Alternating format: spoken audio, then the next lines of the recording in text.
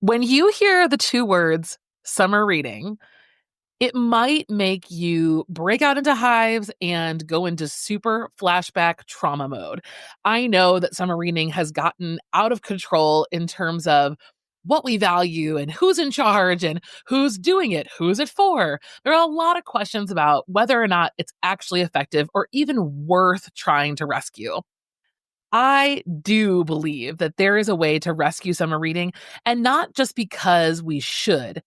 I know that with the summer slide and all of the work that we do to grow our students throughout the school year, the heartbreak that comes with knowing how much is lost, especially from our low economic students. We had got to come up with some creative solutions to make summer reading happen again, but happen in a way that is truly positive, authentic, fun, and engaging. I've got a webinar for you that I'd love to share. I also dropped 2 episodes about summer reading that you can listen to on the podcast. Head to bravenewteaching.com/summer reading to get all your freebie goodies, watch the webinar, and give summer reading another shot. This is one that you're going to want to watch with your teacher bestie or maybe even your team. If you're ready to take the next step, give me a call, give me a jingle. Let's plan it together, or just send me a message on Instagram. Head to bravenewteaching.com/summer reading to get that kickstart you need to make summer reading fun and awesome. One more time. Well, hello and welcome back to Brave New Teaching. Hello, Amanda. Hi, Marie. How are you? I am so excited to talk about the hero's journey because that inevitably leads us to fantasy. I'm so excited. I'm so excited too, because I feel like that connection, you just like already people are getting their money's worth right now. Right? Because I don't think that we talk about that jump, and we should be. It's not even a jump. To me, I feel like I don't talk about it because it's so like I take it for granted that like when you talk about the hero's journey, you're going to be talking about some level of like fantasy quest based literature. It's my favorite. That's because you're in it. So I know it's because it's my newer favorite. listeners, Yes. for newer listeners that don't know the history between Marie and I when it comes to fantasy, Oh, we're getting into this, are we? Hold on. Let me drink my beverage. we're not going to get into this. You already know that the end of the story ends with you as the hero. Speaking of That's heroes. why I like to get into it. Okay. No, like really, when we started this podcast, I was in a place, a very like no nonsense place of being, right, this very I'm a very progressive teacher, but I really do like teaching the classics. And so like that's Yes. kind of been my bread and butter. It's like I like bringing a fresh approach, a modern approach, a contemporary approach to old things. I have never, I think before 2020, before 2021, maybe 2022, I had never read a fantasy book for fun or enjoyed it ever. I would even venture to guess it was 2023. Maybe. I don't know. All the years are weird now, but I know that's I true. mean, in my young adult life, like I kind of dabbled. It wasn't like it was okay, but like I mean, I'm telling you, like no Harry Potter, no, Ugh. I mean nothing. And you used to talk about Red Queen, and I'd be like, Yep. like, come on. She'd be rolling her eyes at me and I'd be like, just try it. You're like witches, and I'm like, oh my god, Marie, are you not a serious adult? I The am judging a was hard. seriously fun adult.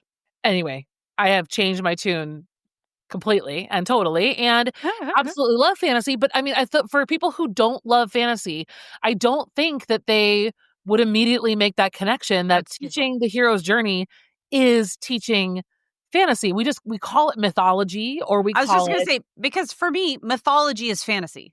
yes, they are. They're the same thing. That's why I feel like I've never like had But a you're jump in to it. make, but I hear you. I see You're in what it. you're saying. You're I'm just in it. And I've also always unabashedly been like this. So there's that. Like, I've just like been like, whatever. So there's the one benefit I bring to this conversation, which is I was the one that didn't see it. No, you And bring I'm glad many. we are all, because I think all of us are lined up to teach Hero's Journey. I think most teachers really do love doing a little bit of classic mythology somewhere along the way. It's fun, it's whimsical, it's fantasy-esque, but we're not using that F word to Ooh. describe it. All We'll that be is to like- say, I'm excited about this whole series. This whole series is about bridging that gap and like finding ways to teach Hero's Journey / fantasy at multiple different entry points. And using the F word. And using the F word. Listen, we have nothing left to teach you. Podcast over. Okay. No, podcast not over. I'm very excited. We are going to get into it right now. Friends, get ready. But first, cue the music. You're listening to Brave New Teaching, and we are so much more than a podcast. We give teachers the inspiration, support, and tools to challenge the status quo. I'm Amanda, and I'm a former English teacher from Illinois. And I'm Marie, and I'm a high school teacher from Southern California. Join us after the show and happy hour to extend your BNT experience with instant access to our resources, workshops, and courses. Visit shop.bravenewteaching.com/happy hour to join us today. We're so glad you're here. Enjoy the show. Okay, let's dive in. The Hero's Journey. What was your first entree into Joseph Campbell's The Hero's Journey? Because that's where we're starting. Mine was baby teacher Marie. I had never been taught The Hero's Journey in my schooling. I was taught Hero's Journey in high school. I can remember it distinctly getting Joseph Campbell's book of mythology freshman year. I can remember that because it was like right before I had to read Taming of the Shrew out of a textbook. So two very different frameworks. Yeah. We did more Hero's Journey in AP Lit. However, I feel like Catherine, we could look at her journey. Okay, I'm getting a little too into it. So it was when you were in high school. So I was a little baby teacher, and I felt like I had just discovered a new, energy source. I was like, what is this? This is amazing. Well, and then being a lover of fantasy and these huge epic stories has always been part of I just get obsessed. I love the world building. I love all of it. And then I was like, no one has ever talked about this before. I am the first person. And the rest of my colleagues were like, you silly little snot. You are not anywhere near the first person. No. We all teach it. And I was like, well, nobody taught it to me. Hey, this is amazing. I remember I had it in student teaching and my first year of teaching. I can remember it distinctly. Yeah. And I can remember the getting super excited about it and then kind of finding out the hard way that I was excited about all the wrong things. Right. Totally. No, I was excited about, okay, let's talk about our favorite superheroes and let's look at Marvel and let's look at, which was great. It was very gripping. The kids were there with me, but I did not get into any legit analysis. Yep. Any kid that did get into legit analysis in my first year's teaching, when I was teaching them The Hero's Journey, did it because they were going to get there anyways. Not because I got them there. Fast forward to now. I mean, there's so much that I did that, you can kind of break up things you do when they're teaching into something that was Googleable and something that you actually taught them. And I was doing 90% Googleable activities. Sure. But then I also look at it. Okay. Do you remember the show? What network was it on? Heroes. You remember Heroes? Yes, I do remember Heroes. I used that show. I did a whole Hero's Journey with that show, with the Arthurian legend. I brought in a lot of cool stuff. Looking at it back at that stuff, I think it was with sophomores that I did that. So I had to edit pieces of the show that I was showing them on DVD from when Blockbuster went out of business. I bought the DVDs at a very cheap rate.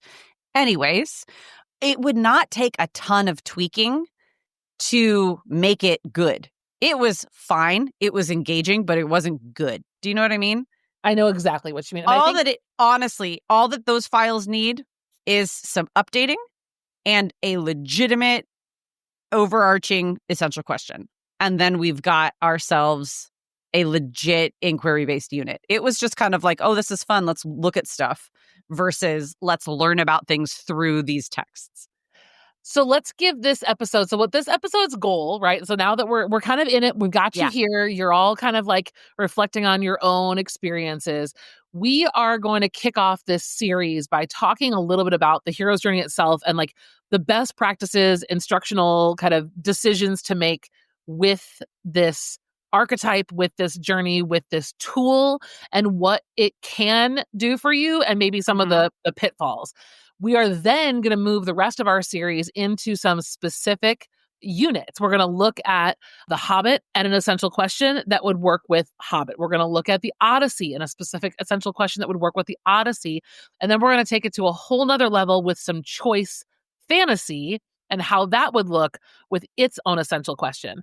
So today's goal is to kind of shake out the what needs to get done to teach Hero's Journey in the BNT curriculum rehab kind of way that's going to ensure the critical thinking. Because what matters about the Hero's Journey are all of your so what questions. Yes, it is a framework to help guide you through why does this matter? What can kids get out of it?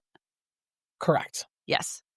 So my first piece of advice would be a do and a do not. So Okay. do teach the Hero's Journey cycle. Do not teach the terminology to death. So, okay, let's go back in time to baby teacher Marie, who has just been given the Hero's Journey for the first time. I discovered it online. You were handed a binder full of I was handed laminated nothing. sheets. I was handed nothing. I was probably handed things and then I was like, what? And then I put them down and forgot about them. If we're perfectly honest, I went on probably at that time my dad's computer because I was living with my mom and dad. And I was like, I need to figure out a way to teach something fun and engaging. And this really cool show called Heroes is on right now. And I looked at Lost with Lord of the Flies. So now what am I going to look at with this?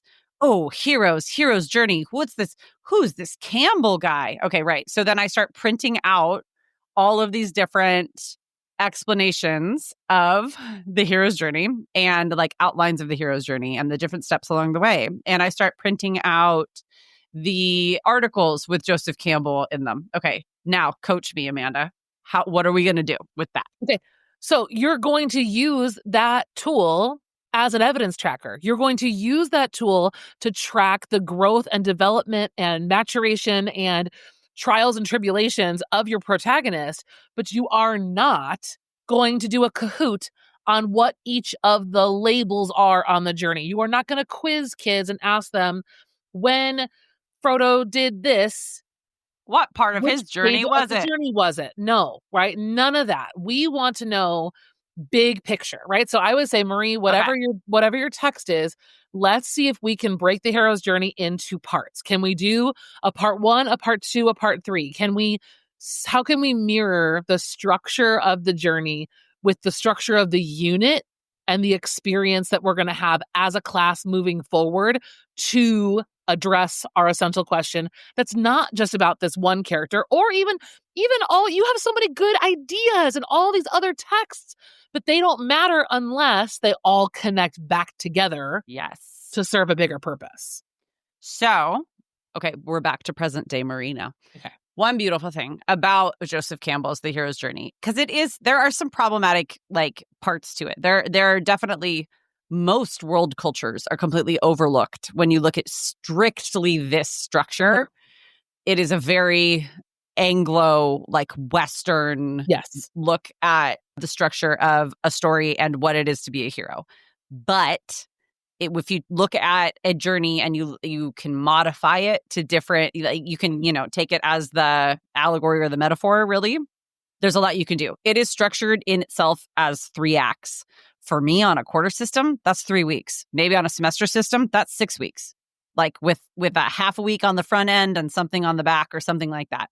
Like that is a perfect way to structure where we're going, because it's got the exposition in the beginning, it's got the big meaty part in the middle, and then it's got the coming home at the end.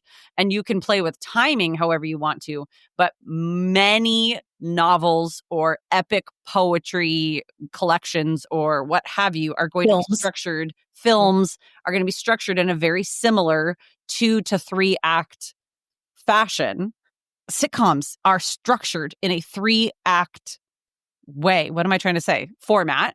And so it opens you up to so many different like anchor texts that everybody's looking at together and supplementals that you can, like Amanda's saying, take the entire journey and use it as an evidence tracker. And actually, that's what we have as a freebie for all of you is we've got each of these 3 acts broken up into a different sheet. Within that sheet, each step along the way of the journey is like a bubble. What I like to do is have kids draw lines through each bubble so that the different texts that we're looking at, they just kind of add on each layer as we go. And so, yes, that's just kind of head to the show notes, bravenyteachy.com, head to the show notes for that evidence tracker notes sheet, however you want to use it. It is freebie, and we forgot to talk about it before. Okay, I feel like I'm rambling. So you have been nodding. Where do we go from here? I am nodding because you're right there. And I think those of you guys who are in curriculum rehab, you know that this sounds very, very familiar. The structure and pacing of this unit is vital, especially when we're thinking about Baby Marie, because Baby Marie is also like some of us veteran teachers who get really excited. You found a lot of stuff, and that's amazing. But the problem then becomes with the overwhelm of deciding what to do with it and where to put it. So if you did that, if you have done this and you have a lot of stuff that you really like, you inherited it, you found it, whatever, start by like putting it to the side and do what Marie just said. Outline your unit in 3 parts, however that looks. When you have your 3 parts, now look at your stuff.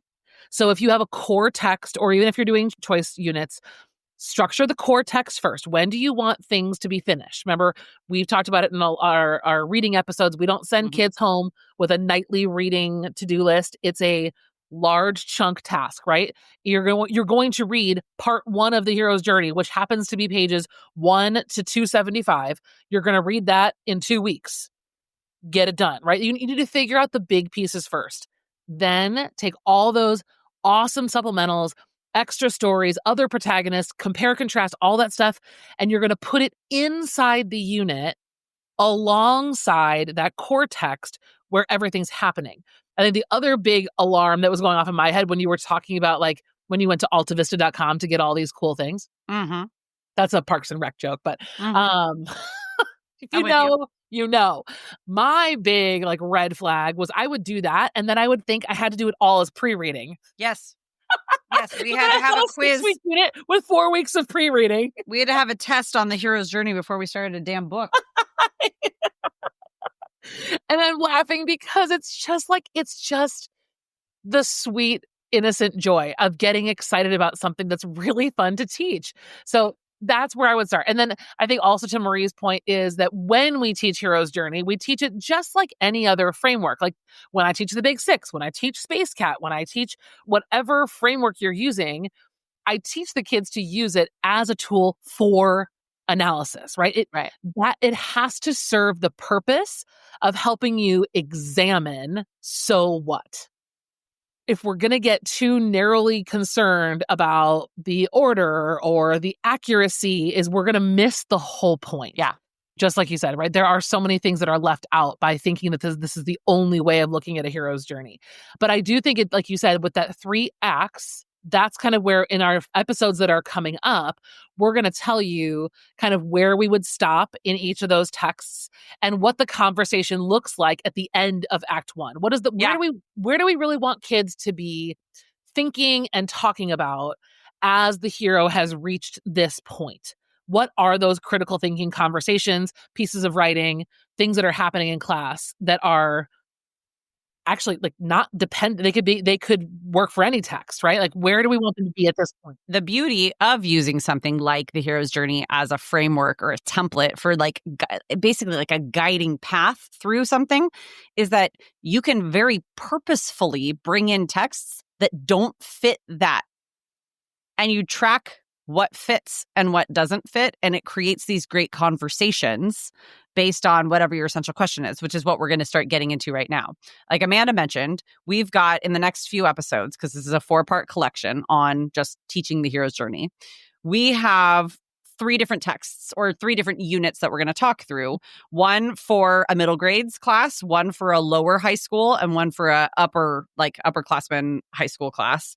Looking at The Hobbit, The Odyssey, like 2 of the most taught texts, bar none. Yep. And then when you get into the older kids, I have a choice unit that I do with fantasy that any of you that follow me on Instagram have heard me talk about quite a bit. And I'm going to actually finally get into it because I finally have the headspace to do that in one of our episodes.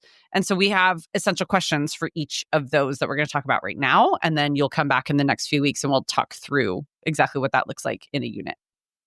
So if you are new to this podcast, I don't know that you even made it this far in the episode without going, what? If you are newer to this podcast, we very much believe in inquiry-driven education. And so everything that we do is led by questions, especially essential questions. And not all essential questions are created equal. So you're going to get right now our first drafts of these essential questions. And then in the next episodes, I guarantee you, we will talk ourselves in and around corners. We'll just like an actual conversation that you're in the parking lot figuring it out. Yeah. We'll get to the point with each of these like unit talk through outlines where the questions will get a little bit more refined, which is exactly what you do in your classroom too. And that's why we talk about it here on air. So around my neck of the woods, The Hobbit is a 7th grade text, I believe, 7th grade. The Odyssey is generally a 9th grade text. And then I currently teach 11th grade American Lit. And you might be thinking to yourself, wait a minute, aren't most fantasies like European or especially Brit Lit? Yeah, they super are. So I have American writers who wrote fantasies in my choice novel stack. It took some doing, but it's also awesome. If I don't say so myself. But with The Hobbit, we started going around like, how do most people use The Hobbit? Like, what sorts of things are they looking at? What topically are we looking at? And we are looking at more of a character-driven unit with the essential question, are heroes born or made? God, it's so good. I know, I love it. I mean, we do like that born or made question. We have used it many different times in different ways, looking at Hamlet, looking at Macbeth, but it works for Frodo. It is Frodo. Bilbo is the Hobbit. Sorry, Bilbo. Oh, you're right. You're right. It is. But it also works for Frodo if you get into the Lord of the Rings franchise. Yes. I did get ahead of myself too. But I love that it's going to encourage this conversation about kind of destiny and fate, which are fantasy, right? Like this down the road, like you're really kind of building. There are a lot of building blocks that you can prepare kids for that are going to come up in stories as they get older. And so when I was talking to Marie about this earlier, I was like, this is the perfect way for you and I. This is a vertical articulation conversation. That's what this whole series, yes. This collection is vertical articulation. Yes. Departments. I mean, this is what I have been doing with departments for the past couple of years. And like, it's so refreshing because it's not the same unit. It's similar genres, but we're going to be able to scaffold the terms, the skills, like what they have seen versus what they can implement on their own. And I think that question about are heroes born or made gives you, first of all, we'll talk about this more, I think, that day or when we do this episode, but it gets you character centered, right? You're going to be all about the protagonist. Which is much more accessible for a middle grade, yes. And the quest, right? It also centers the quest. Because the quest is what makes him right? It either makes him the hero or he was destined to be on this quest all along. And so that's the question, right? It marries, right? That idea of the journey. So it's not just a hero, but the journey is part of, right, making the hero. And I love that it's set up that opportunity. That discussion is going to be so good. Yeah. Because all I think of is my own 6th grader, right? Like I'm thinking through his lens. Oh, so good. And asking him big questions of like, why, like as we start getting into some of these higher level questions, he'd be looking at me like, what? Right. So you're gonna meet them where they are, right? That's like number one rule of BNT is meet kids where they are, and this is it. What's next? Well, then we've got going into beginning high school, The Odyssey at 9th grade, which is a pretty universal 9th grade text. Do you want to say this one? Yes, I do. I was go. I hope she doesn't steal it because I love this question. No, I'm just kidding. We were talking a little bit about, we talked about Marie's question first. We actually backwards planned this. Yeah. Surprise. But you and I were talking about this idea of Odysseus and the journey and the contrasting experiences between home and away. because Odyssey does a really nice job of centering that. The Hobbit, not so much. Like home doesn't really play into it's Hobbit's very much about the journey itself, right? Which is appropriate. Yeah, I mean, it does, but it's not the same as the Odyssey is a much more direct yes. home versus away. I mean, Yes. Penelope is waiting, and we Right. know there's activity, there are consequences, there are things happening at home while Odysseus is away. Right. it's- For Bilbo Baggins, it's just his books and his Boo. beer, which, I mean, for many of us, I feel like is also waiting. I mean, it's at home. So Yeah. like this again, like in our vertical articulation, right? This places the Odyssey in an appropriate place. It's the next level, right? There's more to consider than Mhm. just the journey. And so that was a really important part of like discussion we had before getting to our question, which we decided would be, do you have to leave home to discover who you are? So many things I like about this question. First of all, we need to test it with kids. We need to make sure that it works Yeah. with kids. But I'm anticipating a high level of success, especially because this is an incredibly relevant question for kids that they're actually asking themselves and will be the closer they get to graduation Mhm. is, am I sticking around? Am I going to go somewhere? Am I going to go do a gap year because my freshman English teacher told me that I have to leave home to discover who I am? Whatever. But I think it's really relevant. It's going to take a super old, crusty, epic poem that kids are immediately going to feel disconnected from and connects them. Chic. Yeah. Boom. With all Right of in. these different adventures baked into it that are part of the away. Yes. It opens the door for so many cool supplementals that are not the same as Yeah. the ones you would have done with 7th grade and are not the same ones that you will do with this 11th grade one either. I can really see a lot of like the pop culture being more just coming of age, which is again 9th grade appropriate. Totally. Well, so then that leads us into what I have for 11th grade or 12th grade, but because 11th grade is American literature, American lit can get it's like two camps of either stodgy classical or with like, okay, yeah, Gatsby's super fun, but still it takes a lot of legwork to get a kid excited about The Great Gatsby until you're into it.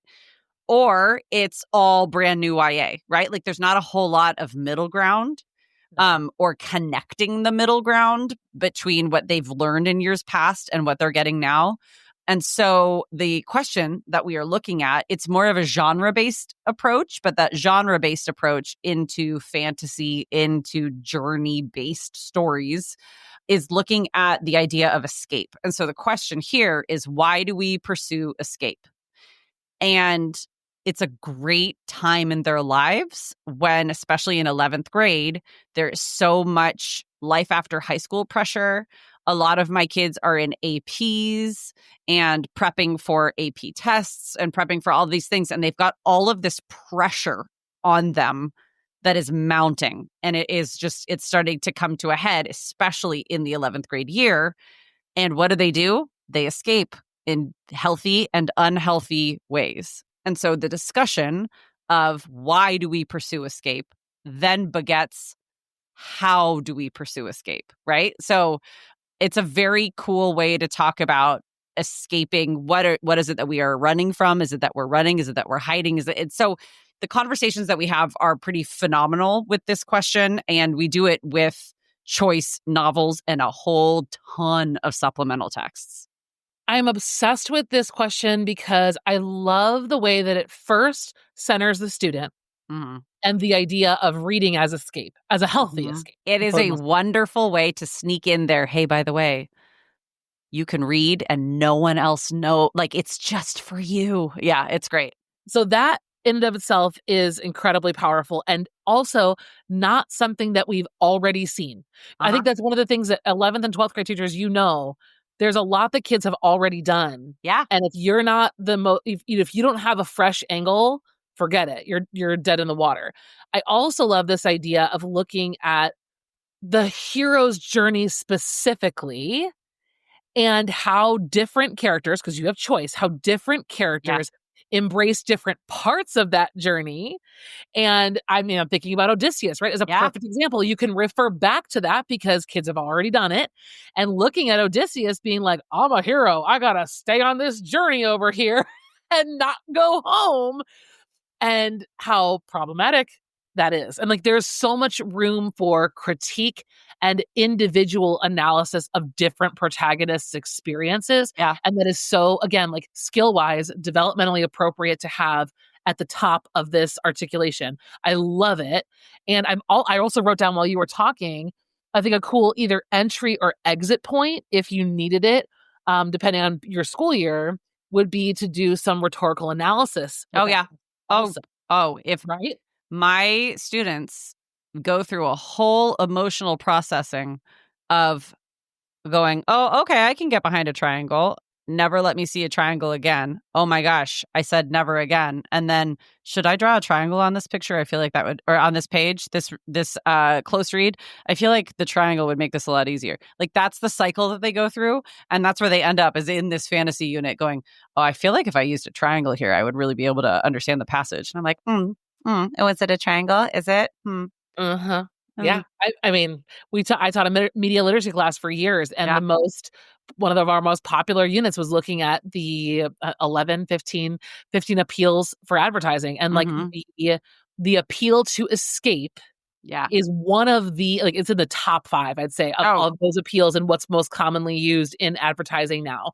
I mean, it's social media. It's all to escape your reality and enter somebody else's. Yes, absolutely. I think, again, that is just another, right? Adding RA to that at that level is so appropriate. And like you've now done mythology and fantasy 3 times over the course of a student's educational career, but you've done it in a way that's building their skills toward critical analysis and building their skills toward independence in that genre. And that is the goal, right? Like the closer we can get to independence. Really excited to talk through in the next 3 episodes, each of these individually, because we're going to talk through the essential question a little bit more for each of these 3 different units. We're going to talk through how that essential question leads to a summative assessment, what the pit stops along the journey are. So basically the formative assessments, like where we would stop in The Hobbit, where we would stop in The Odyssey, and where we would stop in a choice escape unit. And then what supplementals, like at least a couple of supplementals per, that would aid along the way. That is what's coming in the next 3 weeks. And if this sounds like something that you are even mildly interested in, you're going to want to make sure that you are enrolled in Happy Hour this month, because this is what we are focusing on in Happy Hour. This is where we're going to be dropping resources, some things that we've created. Marie's unit, a lot of pieces of that unit are going to be in Happy Hour.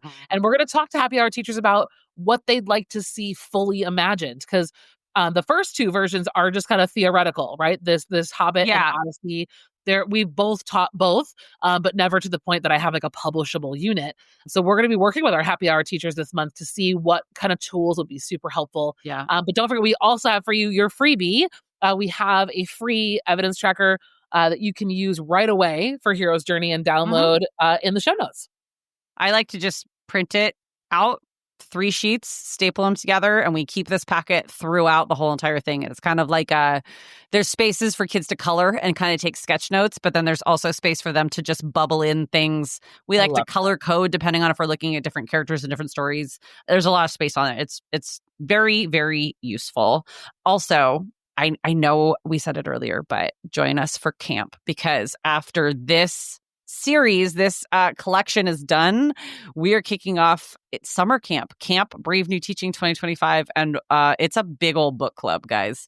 Like, it's just a fun book club. We're talking to authors all summer long, and you get to be along for the ride, and it's free, and you can just be the reading nerd that you love to be with friends who are like it. You are a nerd. You're going to escape this summer with us at camp. Exactly. So, and all sorts of different genres too. Like we're all over the place. It's kind of great.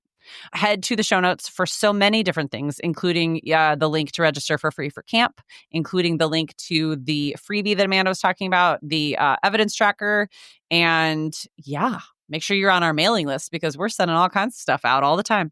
'Tis the time of year for us to be giving you all the things, because we got a lot going on. Happy Teacher Appreciation Month. You know what we're saying? It's a lot. Okay, friends, go process. We will see you here next week when we talk about The Hobbit and looking at The Hobbit through the lens of the hero's journey and all of that good stuff. So thank you for joining us. Hope you have a wonderful week at school, and we will see you next time. Thanks again for listening to Brave New Teaching. We'd love to keep the conversation going over on Instagram. And while you're there, check out the links in our bio for the most up-to-date events going on in Happy Hour and the Brave New Teaching community. Thanks for being here and have a great week at school.